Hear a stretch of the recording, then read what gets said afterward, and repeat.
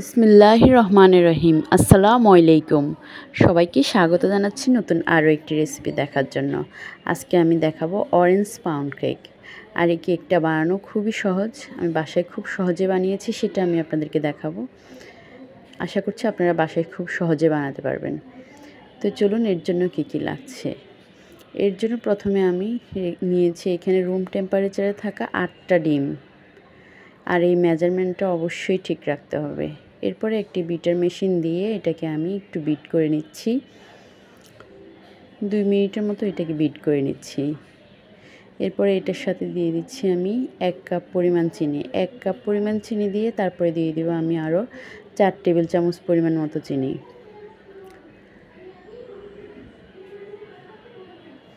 এই সবগুলোকে এখন আমি একদম ফ্লাফি করে নিব, একদম পুরো এরকম কালারটা চেঞ্জ হয়ে যাবে, এরকম ফোমি ফোমি হয়ে যাবে। তখন আমি বিটারটা অফ করে দিব। এরপরে এটার সাথে একটু ভ্যানিলা এসেন্স দিয়ে দিচ্ছি, আপনারা অরেঞ্জ এসেন্সটাও দিতে পারেন। এরপরে দিয়ে দিচ্ছি এখানে আমি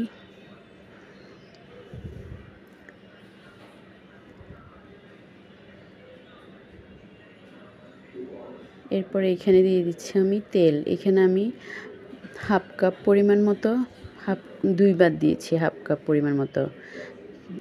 পরিমাণ মতো 2বার দিয়ে এখানে আমি তেলটা দিয়ে দিচ্ছি। আর এখানে রুম টেম্পারেচারে থাকা ডিম দিয়ে দিবেন, অবশ্যই ফ্রিজ থেকে নামিয়ে সেটা করবেন না। তারপরে এখানে তেলগুলো দেওয়ার পরে আমি আবার এটাকে 2-1 মিনিট এটাকে ব্লেন্ড করে নিব। আবার এটাকে আমি 2 মিনিট মতো এটা ব্লেন্ড করে নিব ভালোভাবে।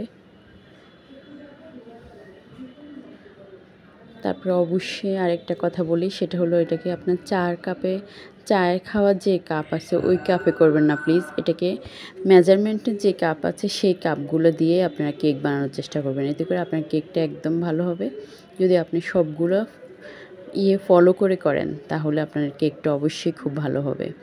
আর এখানে তেলের পরিমাণটা আমি আবারও বলে দিচ্ছি এখানে। আর এখানে ময়দাটা বলে দিই। এখানে ময়দা দিয়েছি আমি 2.5 কাপের মতো। তারপরে বেকিং পাউডার দিয়েছি আমি 2.5 চা চামচ। বেকিং পাউডার 2.5 চা চামচ দিয়ে দিয়েছি। তারপরে এটাকে আমি একটু চেলে নিয়েছি, অবশ্যই চেলে নেওয়ার চেষ্টা করবেন, এতে করে কেকটা অনেক স্মুথ হয়, খুবই ভালো আসে। তারপরে আমি স্বাদ মতো একটু পরিমাণ লবণ দিয়েছি। তারপরে এটাকে এখন আমি 2-3 ভাবে এটাকে মিশিয়ে নেব। আর এটা মিশাতে হবে সাবধানে, যাতে এই ফোমিটা নষ্ট না হয়ে যায়। দেখুন এটা কীভাবে মিশাচ্ছি, আস্তে আস্তে করে মিশাতে হবে। যেভাবে আপনি মিশান যাতে নিচে বসে না থাকে, যাতে কোনো প্রকার দানা না হয়ে যায়, খেয়াল রেখে আস্তে ধীরে, যাতে ফোমটা নষ্ট না হয়ে যায়, ঠিক ওইভাবে আপনারা এটাকে করবেন। তেলটা আমি হাফ কাপ পরিমাণ 2বার দিয়েছি। দিয়ে আমি এখানে আরও 2 টেবিল চামচ পরিমাণ মতো তেল দিয়েছি। এখানে আমি সয়াবিন তেলটা দিয়েছি, আপনারা চাইলে বাটারটাও ইউজ করতে পারেন, মেল্ট করে এই পরিমাণটা দিতে পারেন। তারপরে এগুলোকে আমি মিশিয়ে নিচ্ছি, খুব আস্তে আস্তে করে এটাকে মিশিয়ে নেব।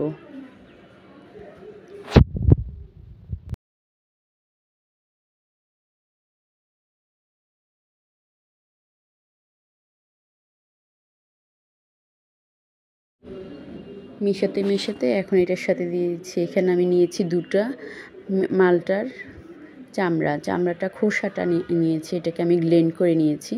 বাসায় নর্মালি এটা সবার ঘরে থাকে, সেটা দিয়ে এটাকে আমি গ্লেন্ড করে নিয়ে ছোট ছোট করে, একদম ছোট আকার করে এটাকে দিয়ে দিয়েছি। এটাতে আপনার ফ্লেভারটা খুব ভালো আসে।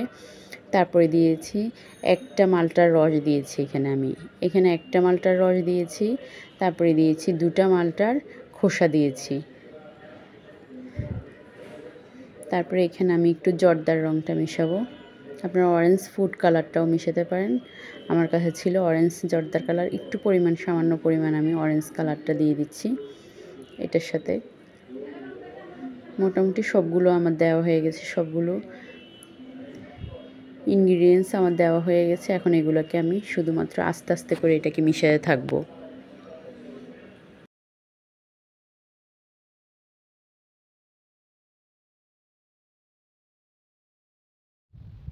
দেখুন এটা মিশানোর পরে কেমন হয়েছে। সবগুলো যখন মিশানো হয়ে যাবে তখন আমি এটাকে একটি কেক বানানোর একটা ট্রেতে এটাকে আমি ঢেলে দিব। এখানে আমি মোটামুটি একটি বড় সাইজের নিয়েছি, যেহেতু কেকটা আমি অনেক বড় করে বানিয়ে দিচ্ছি সেই জন্য এটার উপর আমি বেকিং পেপারটা দিয়ে দিয়েছি তেল করে। এরপর এটাকে চুলায় করব।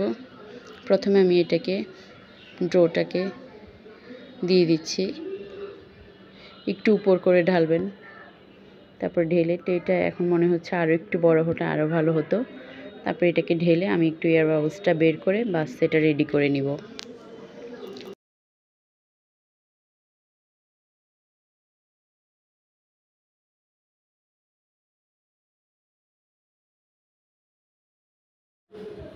রেডি করা হয়ে গেলে এর 5-10 মিনিট আগে চুলায় একটি হাঁড়ি বসিয়ে এটাকে আমি 10 মিনিটের মতো একদম লো হিটে বা মিডিয়াম আঁচে এটাকে গরম করে নিয়েছি। ভিতরে একটা স্ট্যান্ড দিয়ে এখন আমি ট্রেটা দিয়ে দিয়েছি।